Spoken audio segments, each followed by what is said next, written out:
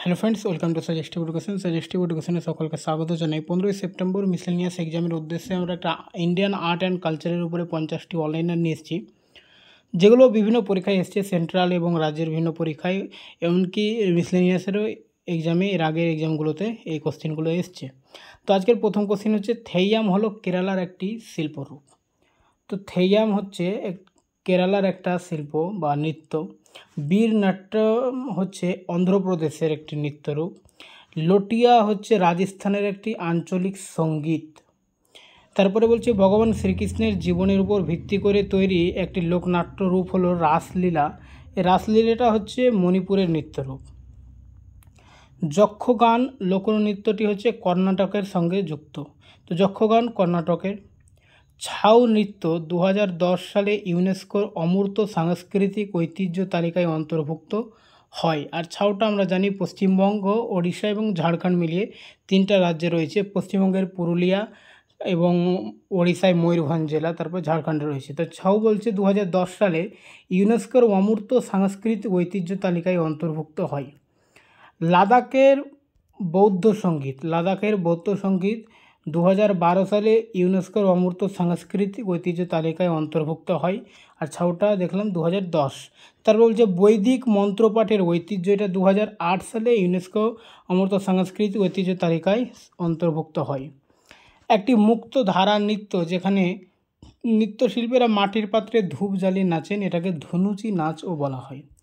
প্রাচীন ভারতনাট্যমের নৃত্যগুরুদের জনপ্রিয়ভাবে নট্টু ভানার বলে ডাকা হয়। প্রাচীন ভারতনাট্যমের নৃত্যগুরুদের নট্টু ভানার বলে ডাকা হয়। বিধি ভাগবতম হলো অন্ধ্রপ্রদেশের একটি বিখ্যাত নৃত্যরূপ। বিধি ভাগবতম অন্ধ্রপ্রদেশের একটি বিখ্যাত নৃত্য। লাবণী হচ্ছে মহারাষ্ট্রের লোকনৃত্য। তাছাড়া লাবণী ছাড়াও মহারাষ্ট্রের তামাশা রয়েছে। ভারতীয় শাস্ত্রীয় নৃত্যে ব্যবহৃত হাতের অঙ্গভঙ্গিগুলোকে মুদ্রা বলা হয়।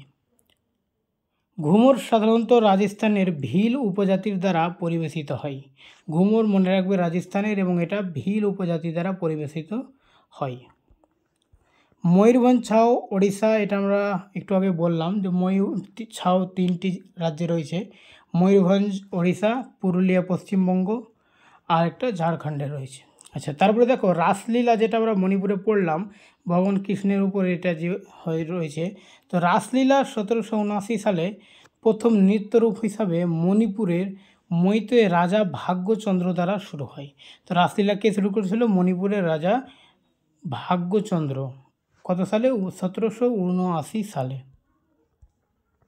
ডান্ডা নাচা ওড়িশার একটি নৃত্যরূপ, যেটা মহাদেবের কাহিনী বর্ণনা করে। আর যদি ডান্ডিয়া বলা হয়, ওটা হবে গুজরাটের নৃত্যরূপ।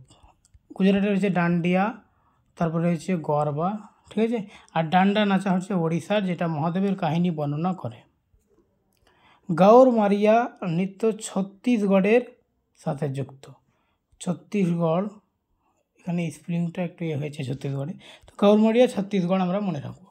কুচিপুড়ি নৃত্যে যে অংশে নৃত্যশিল্পী পিতলের থালার প্রান্তে পা দিয়ে ভারসাম্য বজায় রাখেন, তাকে তারাঙ্গম বলা হয়। এটা কোথায় হয়? কুচিপুড়ি নৃত্যে। আর কুচিপুড়ি নৃত্যটা কোথাকার? অন্ধ্রপ্রদেশ, এপি। কত্থক নৃত্যে নৃত্যশিল্পী ও তবলাবাদকের মধ্যে প্রতিযোগিতামূলক অংশটিকে বলা হয় যুগলবন্দি। তারপর বলছে, যে রসে প্রেমকে সেরাভাবে প্রকাশ করা যায়, সেটি হলো শৃঙ্গার রস।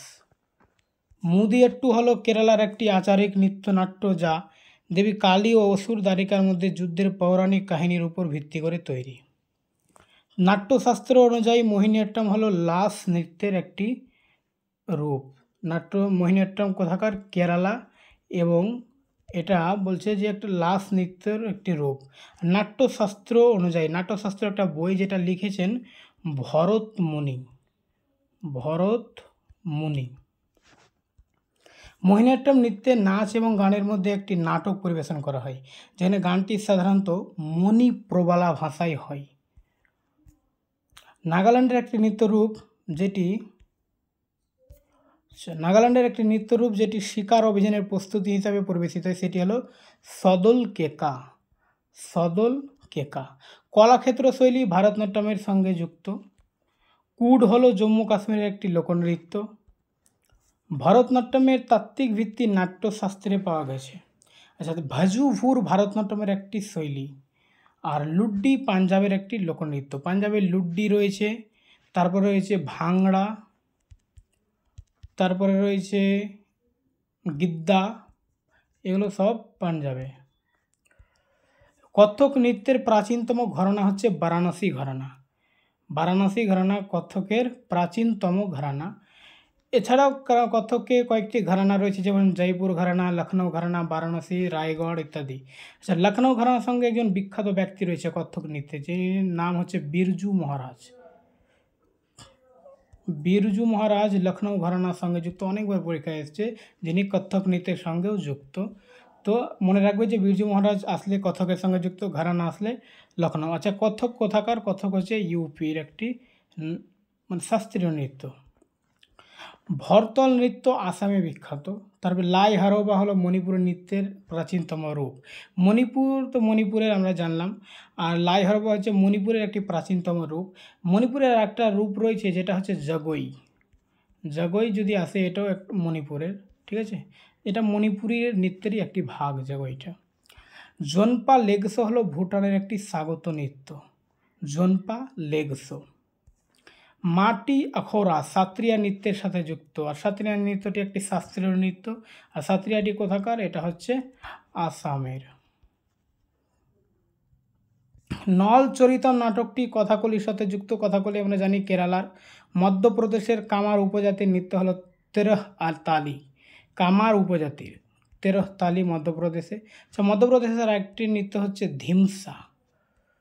ধিমসা হচ্ছে মধ্যপ্রদেশের।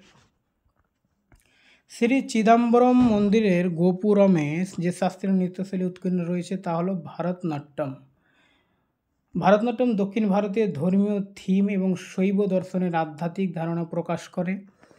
দাসকথিয়া হলো ওড়িশার একটি উপজাতীয় নৃত্য। ঝাড়খণ্ডের সাঁওতাল উপজাতি দ্বারা পরিবেশিত নৃত্য হচ্ছে ঝিকা দশাইন, এটা সাঁওতাল উপজাতি দ্বারা পরিবেশিত। চাঙ্গাই হচ্ছে নাগাল্যান্ডের সঙ্গে যুক্ত। তারপরে আলারিপ্পু, এটা হচ্ছে ভারতনাট্যমের একটি নৃত্যাংশ। থাবাল চংবা হচ্ছে মণিপুরের একটি লোকনৃত্য। তারপরে ভাভাই, ভেসা বা সওয়াং গুজরাটের জনপ্রিয় লোকনাট্য রূপ। ভাভাই, ভেসা বা সওয়াং। গুজরাটে আমরা কি বললাম? ডান্ডিয়া। ডান্ডিয়া বললাম একটু আগে, যেটা হচ্ছে গুজরাটে লোকনৃত্য আর কি। তারপরে রয়েছে গরবা, আর এখন একটা আমরা যেটা জানতে পারলাম ভাভাই। পাইকা, ঘুমর এবং ধাপ, পাইকা, ঘুমরা, ধাপ এগুলো ওড়িশার লোকনৃত্য। রায়গড় ঘরানা কত্থকের সঙ্গে যুক্ত, এটা আগে পড়লাম। রায়গড় ঘরানা, জয়পুর ঘরানা, বারাণসী ঘরানা এবং লখনৌ ঘরানা। জামদা লোকনৃত্য ঝাড়খণ্ডের সাথে যুক্ত। জামদা হচ্ছে ঝাড়খণ্ড। ওকে।